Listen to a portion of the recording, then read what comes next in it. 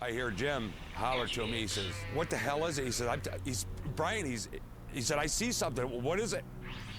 Jim come tearing out of the field with the patrol car, and he headed back to Whitehall. In 1976, a small town in northern New York would go down in history. And since then, it has been the epicenter for plenty of Bigfoot activity. But before that, we need to get into all the rest of the things surrounding this small town known as Whitehall, New York. My name's Jaster. I'm with the Southeast Bigfoot Research Organization, and coming along with me tonight is Kazari. And tonight, we are going to get into the Beast of Whitehall.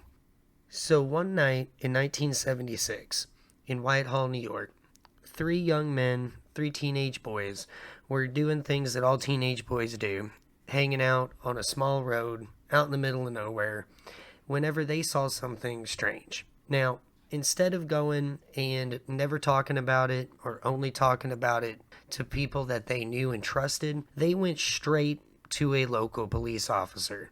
Because, like in most small towns, the people that live there, they also know where the cops hang out. So they went directly to this officer, told them about what they had seen, which was a large, hairy humanoid moving across the wood line. The police officer decides to go and say, "Hey, take me to where this is. I want to see this." Not brushing these boys off. Now, whenever he went, he decided to call in a couple of other officers.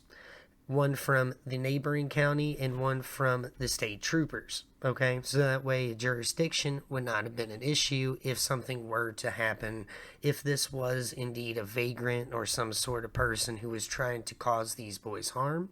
He wanted to make sure that there were proper amounts of police coverage involved, okay? So, whenever the three boys and these three police officers get up into the field near a bare road, where the sighting originally took place, one of the officers stood back and was basically coordinating with the other two officers over the radio. It was at this point that one of the other officers in the field in his car started radioing over that he had seen something, and he tore off back down the road, never to be heard from again. Now, what this officer went on to see that night after he had flipped on his headlights to try to get a better idea of what was going on in the field would change him forever. But let me not get any words mixed up. Let me just go ahead and put on what he had seen. I got out of the car, I had the door open, had my 357 in my hand, hammer pulled back, and I flicked that light on, and all I remember seeing was a creature, 7.5, 8 foot tall, 400 pounds, hairy, and when I hit it with the spotlight, it brought hands, not paws, brought hands up and covered its face. Now, for somebody in police uniform to come out and openly say that they had seen something like this is something truly special in the Bigfoot world. As we've often discussed before, it's not very often that you see people of some kind of official standing, be it law enforcement, local government, federal government, military status, or of any scholarly repute, often speak up about seeing Sasquatch because they have a lot to lose. Their own standing, of course, with their peers, but potentially even their job, and maybe even more. There are plenty of stories out there of people speaking up about seeing UFOs, Bigfoot, ghosts, or whatever, and then their lives going down the drain the moment they decide to open up about it. So it's a bit unusual that we have police officer testimony on the record. And that's really what makes this encounter so compelling, is the amount of verified witnesses. But that wasn't all. Whenever the police decided that they were going to actually wait until they were retired to come forward and actually identify themselves as the police in this encounter, that's when everybody started taking this a little bit seriously in the community, and other people came forward with their encounters. And then a little bit more started to come out. As it turns out, the older families of Whitehall had had encounters with similar things for generations. They just never really put a name on it. And so the Beast of Whitehall was born. Now, let's go ahead and zoom out real quick and let's put this on the map, okay?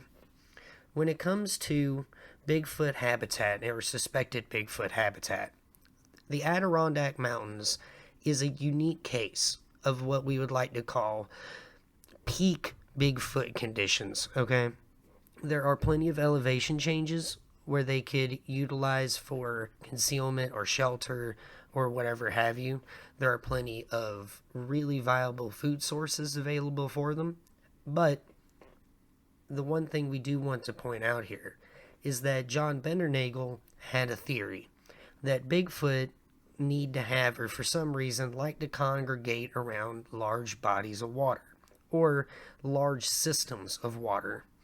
In other words, their total ecosystem needed to be, I'd say, at least half water in order for it to be a suspected Bigfoot hotspot.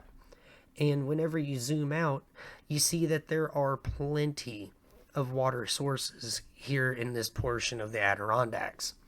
That's another thing that we want to bring up. There are other parts of the United States that we'll get into here in a little bit. We're actually doing some more work with Eric's Quest, the Bigfoot researcher in Indiana, about the data analysis from the database that he had gathered. We've got multiple Bigfoot hotspots across the United States. Most of them have large bodies of water associated with them. Now, this is no different. Like I'd said before in the intro, we were going to go ahead and talk about some missing people. Now, if you are a returning follower from the show, you would know that we had done Tom Messick earlier this year. Now, the thing with that is that there's not really anything Bigfoot screaming out at us as to why this man went missing. However, it is rather crazy to think that he basically went missing in the middle of a Bigfoot hotspot. And that is more than likely why Bigfoot has been included in that part of the conversation with Missing 411. However, we do want to make a very clear distinction. There wasn't any evidence to prove or to even implicate Bigfoot. If anything, the man just wandered off into nowhere. But because of the amount of Bigfoot hotspots and the amount of sightings that have taken place over the last 60 years in the area, a lot of people started to think maybe that's what got him. But other than that, there are other crazier things that have happened in this area. So 19 miles northwest of Whitehall is Brant Lake, which is only a stone throws away from Lily Pond Lake, which is where Tom Messick went missing. Another thing that's interesting is that Brant Lake and Whitehall are not the only areas that have Sasquatch encounters. Via the data we have, thanks to the Bigfoot Mapping Project, we can observe that this is an area with an unusually high amount of Bigfoot sighting reports clustered in it. Within about a 20 or 30 mile radius of Brant Lake, there are plenty of them and more being added fairly recently. In fact, as we're looking at this, there's at least 10 to 15 fresh reports that have been recorded just on the map alone, which is a little unusual because typically when you have a geographic area, the amount of Bigfoot sightings you have in it might be a little small. This is an unusually high concentration here in this area. It wasn't just the sheer amount of reports. It wasn't just the legendary report on a bare road that got people thinking. Monster Quest themselves ended up going in and doing a multi-part investigation on Whitehall. And as far as I remember as a child, the best episode of Monster Quest actually happened in Whitehall. Because whenever they do their night escapade, whenever they go out there with the cameras and everything, they start hooping and hollering and tree knocking and everything. They actually had something approach them. And whenever I'll tell you that these people were legitimately concerned. This was one of the few times where, in the whole Bigfoot the whole Bigfoot reality TV genre, you can tell whenever things are kind of set up or they're kind of staged a little bit. Everybody on the set was a little scared. You can hear it. Everybody was freaking out. These people were just spotlighting the entire countryside and booking it towards where they heard something. And it kind of stood out to me as that one episode in the entire series where the entire staff was like, what was that? When it comes to the work of Doug Hychek on Bigfoot, a lot of people respect Monster Quest, and we grew up and we love Monster Quest. But we respect the fact that it also has to get views. So whether or not all of the stuff on the show has been legitimate or not, that's a topic for another debate. However, we'd like to point out that everybody that has been there has had some amount of a Bigfoot encounter, and the one time the Animal Planet went in there, the History Channel went in there, they had something go on that shook the entire crew. So, where does that leave us? The Beast of Adair Road, or a Bear Road, is definitely something that we would consider to be highly documented within the Bigfoot world. Something almost uniquely so. And for the people of Whitehall, this thing has become such a part of their everyday lives that they've started incorporating it into their tourism. And it's allowed them, in a way, to start to put all of the reports that have happened to the people down as a part of the lore of the town. And one of the things that I personally like about it is that even though it might be something that they commercialized, it's something that allows for people to be able to talk about it if something has happened to them. And that's something that is kind of unique. In the last episode we covered, which was Hanabi, or Honabi, I believe, like a lot of people were... A lot of people were... No, I actually turned to find out the pronunciation was wrong. So I got the spelling wrong, and the pronunciation's wrong. The locals pronounce it Honabi. Honabi, huh? Yep. So hopefully I got that right this time. But that town took it completely differently, okay? They had a Bigfoot festival there for a long time. But due to all of the drama surrounding the genesis of the Bigfoot encounters in the area, it looks like that town shut themselves off. Now, here, this doesn't seem to be the case. And that allows for people to go in, hopefully be able to do research.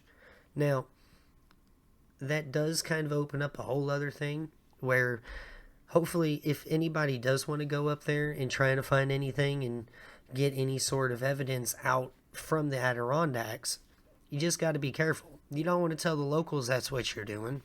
That guy might be a prankster. You never know, you know? But Whitehall is one of the most interesting parts of the Bigfoot equation because it is one of the most documented hotspots in the entire United States. And if anybody that's listening out there is anywhere close to the parks and you want to get yourself a little excursion and go look for something out there in the woods that may or may not be there, that is a great place to start. So, hopefully, you've enjoyed this episode of Southeast Bigfoot Research Organization. I've been Jaster, and this is Kazari, and we hope y'all have a wonderful night. Bye-bye. Bye-bye.